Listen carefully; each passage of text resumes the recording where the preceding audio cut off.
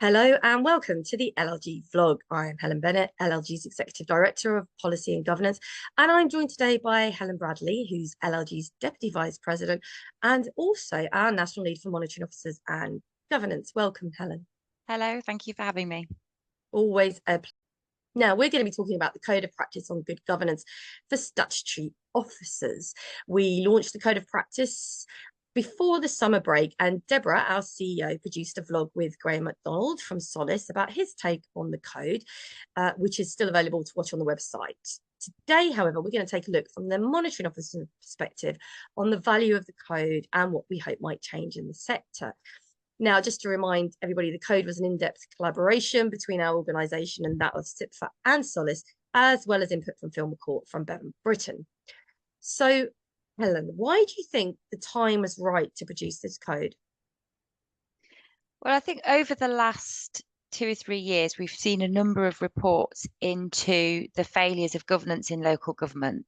And whilst the root or the failures were all different in the different authorities, there was a really common theme that kept coming back to the role of some or all of the statutory officers.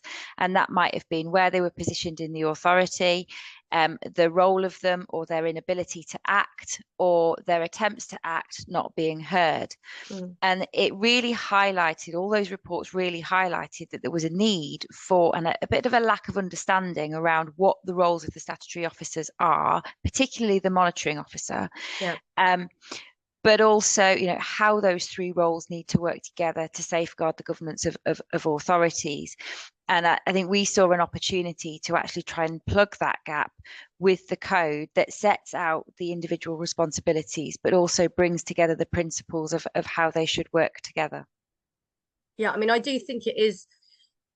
Well, it seems to be more difficult for people who work in local government and the general public to really understand what a monitoring officer does, because the 151 officer, you can just say, right, they're all things finance. I get that. CEO, they run the ship, so to speak. But a monitoring officer, governance, well, what's that? And, what's maladministration? And it's much more, I think, nuanced and slightly more complex in terms of the way in which it spreads across kind of everything really, in all departments within the local government sector. I think that's right. And governance means different things in different contexts. Yes. And so, describing the monitoring officer in a governance context, people don't necessarily understand that.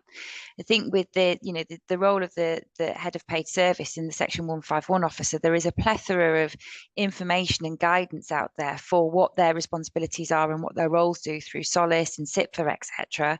With the monitoring officer, you have Section 5 of the Local Government Housing Act, and then you have bits and pieces around that, but then that's it. Yeah. So I think this is probably the first practical document, other than perhaps the monitoring officer's handbook, but that brings that together and is something that can be used by monitoring officers, by statutory officers, but also used to inform other officers and members and the wider public as to what the roles are and how they work together.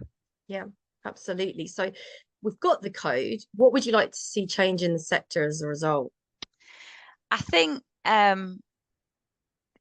I would like there to be greater awareness and respect, actually, for all of the statutory officer roles, but in particular, the monitoring officer role. What we've seen in the reports into the failures that I've referred to is that it's often the monitoring officer that isn't positioned correctly in the authority to be able to identify and work to prevent governance failures with the other statutory officers, or they are doing their best to highlight the issues, but because of where they sit, they're not heard properly. Yeah. So I would really like to see that first and foremost, and just a greater general understanding of what the roles are. I mean, I fully intend to use this code of practice as a tool within the member induction that we do, and also the senior officer induction that we provide when people start, and have it within the members handbook for the new cohort of members come May 2025, so that there's a clear explanation as to what these roles are, what they can do to assist you, but Yeah. also in terms of what our responsibilities are and things if things aren't going quite right. Well, you've touched on the tier of monitoring officers there, and I was going to ask you about what tangible outcomes we might expect from local authorities applying this code. That's a bit of a tricky question because obviously, I suppose it's more tangible outcomes would we like to see, which is pretty much the same as change, but actually defined practical changes. So, as you've said, one of those things it is elevating the tier of the monitoring officer to the top table. Anything else you can think of in terms of monitoring officers? Well, I think as I say that in an ideal world, every authority would pick up this code and say, well, what do we do now, and where are the gaps, Yeah. and what do we need to do to address it? That's the ideal, isn't it? And moving the monitoring officer and potentially the Section 151 in the organisation would be one of those things. I think the the other, I suppose, key tangible outcome would be actually fewer high profile Yeah. failures. If the statutory officers, regardless of where they sit in the organisation, are working to the principles of this code, you would hope that that would mean there are fewer failures, largely because the risk of failure is identified at a much earlier Mm. stage and mitigating actions are taken. And the whole sort of, I suppose, the utopian outcome is that the three officers are involved in proposals at an early stage, and that actually things work through, and the risk of failure is minimal because the governance structures work as they should. That's probably an unrealistic view because certain things will have risk, and risk profile changes throughout different projects. But I think if we could see reduced or fewer instances of those high profile failures, then I think that would be a good thing. Do you think also, and I know we talk about member conduct, and obviously we have great members and members in this sense, I'm talking about councillors, but there are pockets of poor behaviour. Do you think if there is a better understanding about the roles and what the collective aim is, that we might see even less poor conduct issues arising? Do you think that might be something we could aim for? I think it will certainly have an effect with some members, particularly those who don't necessarily understand the role of the statutory officers. On the rare occasions where a member says, well, who are you to tell me that? Actually being able to refer to the code to say, Mm. and, a document that they were provided with on day one is really quite powerful because then they kind of go, oh, yeah, we did know that. Unfortunately, I think with some members, it won't matter what the roles and responsibilities are, but they are very few in number. But nonetheless, they can create quite a lot of noise and take up quite a lot of resource in terms of addressing those. But this, standards regime's a whole other topic, Yeah, we won't which go we into haven't got sanctions. time for today. No, but we will definitely be picking that up, especially as we've seen an indication from central government. I'll come on to that in a minute. But in terms of the code itself, do you think it goes far enough? Do you think it's got the right sense of balanced proportionality? There's a legal word. We love proportionality. I think I think it's a really good start. Um, whether or not it goes far enough, I think what we need to do is see how it beds in, see how authorities choose to use it. And then I think the document itself needs to be kept under review to make sure it remains up to date. And there will be no doubt other pieces of work that stem from it, but also work alongside it to underpin the code. The piece of work that Grant Thornton did last year in terms of preventing failure had a number of recommendations that came from that. There were other pieces of work as well done by LGIU. And there are recommendations in relation to that. So, for example, the professional body for monitoring officers, those are other work streams that are perhaps separate to this, but complementary and will help build that really strong framework that MOs need to do their job effectively. Yeah, and I should also mention here that the LGA has gone out with their assurance framework as Yeah, well, which is definitely which yeah, we've had involvement absolutely. in, and Yeah. people should definitely familiarise themselves with. Now, I'm going to ask you a question I've asked you before, Helen. It's hard to pick one, as they're definitely designed to be taken all together. But of the 7 standards which are in the code, um, uh, that purport to the Golden Triangle that relate to them? Which one really resonates with you, do you think? Well, as you say, you've asked me this before. I think I've been asked this question twice before, and I suspect I've given a different answer every time, and will do so again today. But I think for me today, as I read the code, I think probably the most important one is the first one. As you say, they are all intertwined, and you can't really have one without the other. But the first one, in relation to understanding governance and roles and responsibilities, if you don't understand that, you don't have that Yeah. clarity, then the rest might follow, but isn't going to follow as it should. And so I think that that first principle is absolutely the foundation for the rest of the code. Yeah. Um, I just want to take you. I know we said we weren't going to do standards, but are you encouraged by what appears to be Sir Keir Starmer's publicised commitment to standards when they took office, and the role Sir Laurie, who's his independent advisor on members' interests, might be able to play under the new administration? I think any commitment to improve ethical standards has to be a good thing. Mm. We've seen, and we've discussed this in other LLG forums previously, that there has been an erosion over the last few years in ethical standards, both at central and local government level. And it will take a long time for that to be restored, and particularly public confidence in ethical standards to be restored. So, it's good that a commitment has been made, and the fact that there is an independent advisor on interest is helpful. But actually, we now need to see the fruits of that, and I think we need to, previous prime ministers have made commitments in relation to honesty, integrity, etc., and we haven't necessarily seen that followed through. So I think we need to see evidence of the commitment being implemented. I would hope that the commitment extends to standards in local government, and there is an opportunity to revisit the Committee on Standards in Public Life recommendations. But I think they were made back in 2019 now, in relation to changes to improve ethical standards in local government, and there's a real opportunity there. And actually, I suppose a few quick wins in terms of if those recommendations are revisited and considered to still be fit for purpose, then actually implementing those recommendations would go a really long way to improving those standards, as well as demonstrating that commitment.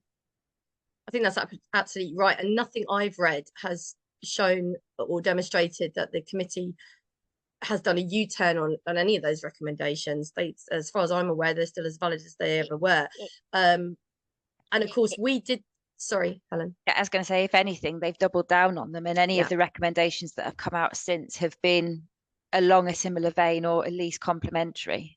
Yeah, I mean, one of the things the previous government did commit to doing was enhance statutory protections for monitoring officers and in fact the statutory officers of the Golden Triangle that we're talking about here, because of course there are many other statutory officers.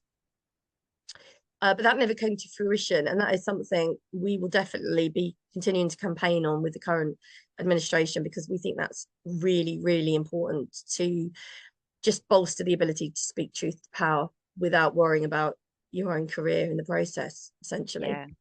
I mean, there were two commitments, weren't there? There was a commitment to engage with the sector around that point. There was also a commitment to engage with the sector around sanctions available under the standards regime, and none of those came forward. So No. if we were to be able to make progress in relation to those two things, that would be, Happy really days. good news. Yeah. Happy days. So how are, like, what would you say, or how would you say that MOs are being supported in the field to do their role? I think from an LLG perspective, I think there's a number of things. We obviously have our national lead group that meets 4 or 5 times a year to discuss particular topic areas. And I suppose if anybody's got any particular topic areas we would like to cover, we always like those suggestions, because it's important to me as lead and LLG that we cover topics that are relevant to monitoring officers and the issues that they're facing. We also meet more informally periodically as in that national lead group, just for a bit more less structured chat around what are the issues and things going on and what are people grappling with. And that extends out into the regional groups as well, who have MO networks.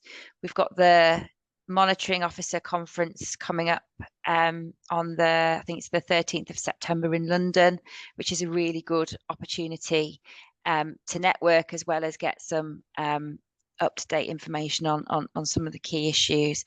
And we obviously have our governance conference later in the year.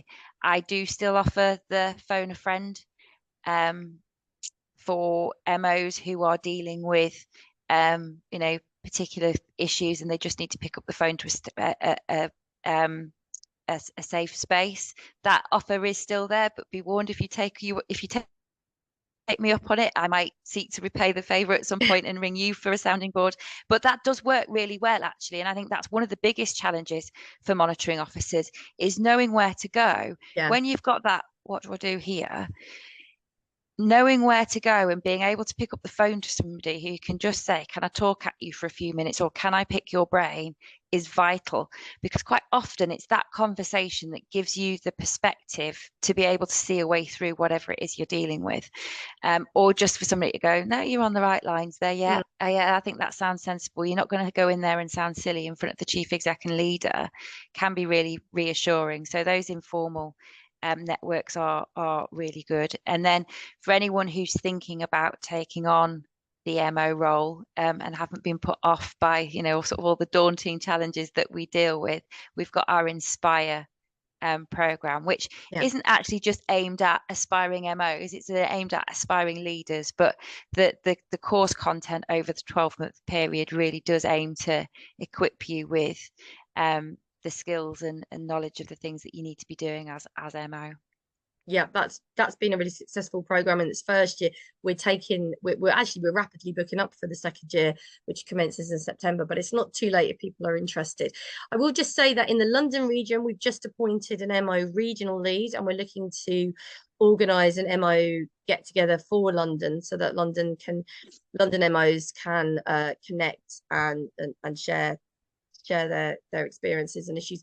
And I should also mention that we do still run a MO defence scheme. It's a panel scheme with 3 of our corporate partners, VWV, Anthony Collins and Waitmans. And if anybody does find themselves in difficulty because of their role and because of what they've been trying to do at their authority, please do get in touch and we can help you access that scheme, which will provide you with some free advice. Just picking up on the regional point as well, we've got a new regional rep for the North for MOs. So once we're through the holiday period, I've said we'll have a conversation about what we can do for the North region as well. I'm equally happy to have those conversations with other MO branches within the regions. Yeah, that's excellent. Our strategy for the regions has been very much this year to make sure we have an MO lead and a junior lead in every single region, and to get those meetings off the ground, and then we can roll out all the other areas of law. And I do know that there are excellent pockets of practice. Members are still meeting up and down the country and in Wales as well in different legal areas, which is fantastic. So thank you everybody for that. Finally, Helen, while I actually have you, slightly off point from the code, but what advice would you give to those who are trying to break through to securing a job as a monitoring officer? Because actually it can be quite tricky if you've never been one to get a job as an MO, and then you find yourself in that circular loop, and you might be sitting there with the skills, but what should someone think about doing in terms of trying to break through to secure a job in that role? There's a couple of things for me, and I think I suppose there's a practical thing in terms of how you approach your experience and how you pitch yourself for the job. First off, when you look at a job description and a person specification for a role that is a step up, you often see the criteria and think, well, I haven't done that, I can't do that. Like, how do I demonstrate that? And my advice there is that you might not have done exactly what is set out, but you will have done other things that are similar and will have given you transferable things. So, for example, if you're going from your to going for your first managerial role, and there's like experience of leading a team. Well, I've never managed anybody, so I've never led a team, but you might have coordinated a group of work experience students, or you might have worked with the trainees, or you might have worked with more junior colleagues. Instead of saying I haven't done or I haven't got experience of, but pitch your experience of my experience of doing X, Y, and Z demonstrates my ability to step up and lead the Mm. team. And those skills are transferable. So you're putting your you're highlighting what your transferable skills are in a positive way, rather than immediately putting in the recruiter's mind, you don't meet the criteria. So be really careful about the language that you use and how you pitch your skills. And then from a broader perspective, if you've got yourself shortlisted, how do you focus an interview? And I always say, look at the bigger picture. So what's happening across the council? What are its strategic objectives? Where are the budget pressures? And if they appoint you as MO, how can you help the council deliver against those objectives? And how are you going to help them bridge those budget gaps? So think about, where as MO you're adding value at a strategic level. I think one of the real challenges that potential MO candidates find is that switch from doing the operational day job to that strategic view. And by having that bigger picture look at what's going across the council, and don't forget, what's happening nationally, and actually how does that impact? Clearly, local government finances are the big thing, and it's the answer that candidates always go to, but don't make that your only answer. You need to reference it because you need to be aware of it, but come up with something else. Look at challenges in adults or children's social care, for example, if you're a unitary or a county authority, and just think that bigger picture. And give examples of what you've done and where you've contributed. Just be really positive, and sell yourself. I mean, it's always nerve-wracking going into a job interview, isn't it? And you may always think, there'll be people with more experience than me. But one of the things that I learned when I got my first substantive MO role was it's quality of experience, not necessarily quantity. So, you might be up against an MO who's got 20 years of experience, but what have they done? Have they worked on the same kind of projects that the council that you're applying for has? Be confident in what you've done and how that's relevant and how that adds value to the council that you're applying to. It's really great advice for everyone there. Thank you, Helen. And on that note, thank you for joining me today. My pleasure. Thank you for having me. Just to say, we will be holding a panel discussion in webinar on the code. So we'll have Cipra and Solace there, and we'll look forward to seeing you there as well, Helen. Thanks very much. Look forward to it. Thanks, everyone.